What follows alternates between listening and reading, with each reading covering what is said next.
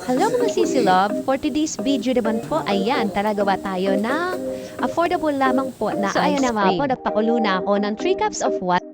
Habang yung cassava flour po ay tinunaw ko na siya sa isang basong tubig. Ayan, so kumukulo na po siya kaya inilagay ko na yung cassava flour. And then haluin lamang po natin siya, non-stop na po haluin. Ayan, mix-mix lang po natin siya hanggang sa lumapot na siya at makita natin yung kanyang texture. Ayan, pati na po yung color niya. So ayan, pag nag-light brown na po yung color niya, pwede na po yan. Tapos, isa rin po natin sa isang lagayan. Tapos, i-mix po natin hanggang lumapot siya. Habang piniprepare po yung yelo na nilagyan ng asin. Tapos, ayan, open na natin yung chocolate fondant na gagamitin natin para sa chocolate flavor. At ang flavor po nito is chocolate walnut ice. Kaya lang parang hindi bagay yung walnut, so hindi ko na lang po isinama. Kaya ayan, i-add na rin natin yung chocolate powdered milk. So ayan, habang piniprepare po yung ice na may salt, rock salt, nilagay natin. Yan po yung gagamitin natin. Ipapatong natin siya dyan habang minimix natin o habang hinahalo natin para po magbuo siya as a ice cream.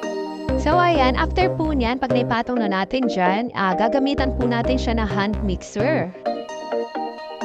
Actually, for sample lang tong gawin. Dahil usually, pag nagagawa ko ng ice cream, meron akong condensed milk at saka meron din po akong Nestle cream. So ngayon, tinry ko naman yung cassava flour. Kaya hindi ko pa alam kung anong lasa nito.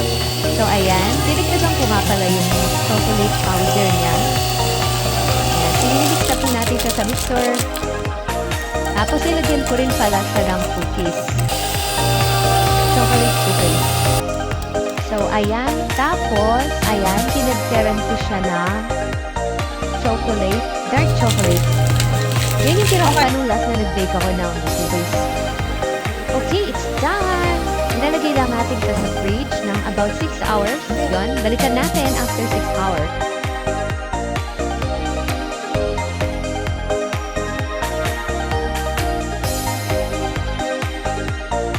So, good morning guys! So, ayan, heto na ang ating ice cream. Ayan, ang firm ng pagkakayalo niya. Yung isa po dyan, kaya ko white siya. Nilagyan ko siya sa itaas ng evap milk. So, tara, tikman na natin.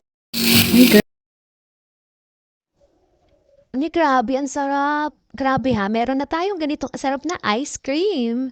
Sa murang halaga lang. Alright, bye guys! Until my next vlog. Thank you for watching!